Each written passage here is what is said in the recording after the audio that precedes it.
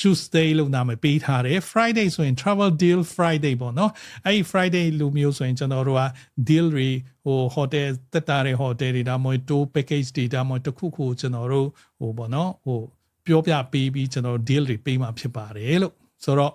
ပထမဆုံးကျွန်တော်နဲ့မဆုံဘူးသေးတဲ့မိတ်ဆွေတွေရှိရင်ကျွန်တော်အရင်တော့ကတော့ဒီ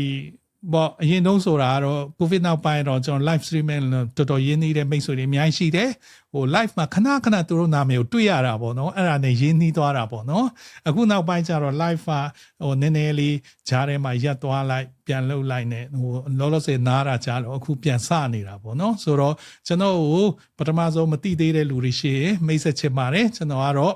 ရန်ကုန်မြို့စမ်းချောင်းမြို့နယ်မှာရှိတယ်ပေါ့နော်ကျွန်တော်အတိအကျပြောရရင်ဘာကရကွန်ဒိုဘာကရလန်းနဲ့ရွှေလာဝင်းတောက်မှာဖွင့်ထားတဲ့ Business Plus Travel and Tour Managing Director ကို Andrew ဖြစ်ပါတယ်ပေါ့နော်